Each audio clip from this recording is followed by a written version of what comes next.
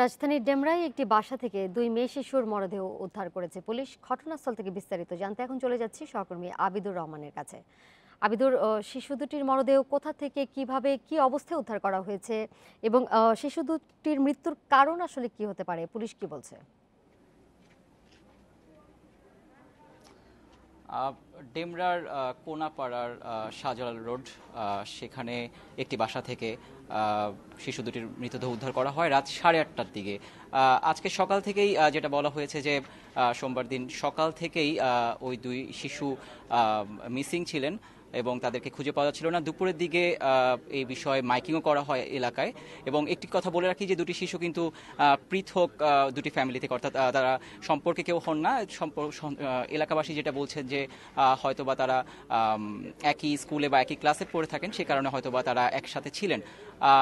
রাত 8:30টার দিকে, যেমনটি বলছিলাম যে রাত 8:30টার দিকে একটি বাসা থেকে উদ্ধার করা হয় এবং ওই দুটি শিশুর বাসা থেকে 100 গজ দূরে একটি বাসা থেকে 6তলা একটি বাসা, আমি ঠিক বাসার ঠিক সামনেই দাঁড়িয়ে আছি, সেই বাসা থেকে উদ্ধার করা হয় ওই দুটি শিশুর লাশ। এবং এলাকাবাসী প্রথমে সন্দেহ করেছিল যে যেহেতু সকাল থেকেই শিশু দুটি খুঁজে পাওয়া যাচ্ছিল না এবং রাতের দিকে তাদের সন্দেহের কারণে তারা এই একটি বাসা থেকে বাসার তালা ভেঙে শিশু দুটির লাশ উদ্ধার করে। এবং পরবর্তীতে পুলিশ আসে। পুলিশ এসে পুলিশের সাথে আমাদের কথা হয়েছে, তারা যেটা জানিয়েছে যে এখনো পর্যন্ত হত্যার মূল কারণটি তারা কিছু জানেন না বা তারা এটা তদন্ত সাপেক্ষে বলতে পারবেন। তবে প্রাথমিকভাবে যেটি ধারণা করা হচ্ছে যে হয়তো বা টাকা পয়সার কোনো বিষয় থাকতে পারে কিংবা ওই দুটি শিশুকে আটক করে মুক্তিপণ আদায় করার কোনো একটা চেষ্টা করা হয়েছিল। পুলিশ এখন পর্যন্ত দুইজনকে গ্রেফতার করা হয়েছে এবং এই দুজন হচ্ছে এই নিচতলায় যারা থাকতেন সেই বাসার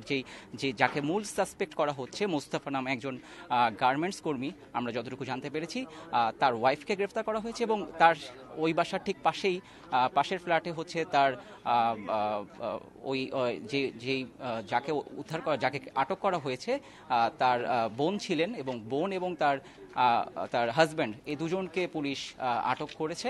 এখন পর্যন্ত পুলিশ এটি আমাদেরকে জানিয়েছে এবং তাদেরকে সন্দেহ করা হচ্ছে, যদিও ঘটনার সময় বা যখন লাশ উদ্ধার করা হয় তখন ওই মহিলা। আবিদুর, শিশু দুটির অভিভাবক কারোর সাথে কি আপনার কোনো কথা হয়েছে কিনা?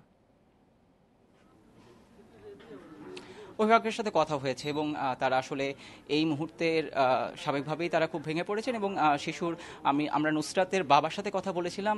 তিনি মূলত যেটা জানিয়েছেন যে সকাল থেকেই, যেটা বলছিলাম যে সকাল থেকেই মিসিং ছিল এবং তারা খুব খোঁজাখুঁজি করছিল এবং রাতের বেলা যখন এই ঘটনা হয়েছে, এই উদ্ধার করা হয়েছে, তারা আসলে কোনো কিছু সন্দেহ করতে পারছে না বা কী কারণে এই হত্যা হয়েছে সেটা সম্পর্কে তারাও কিছু বলতে পারছে না।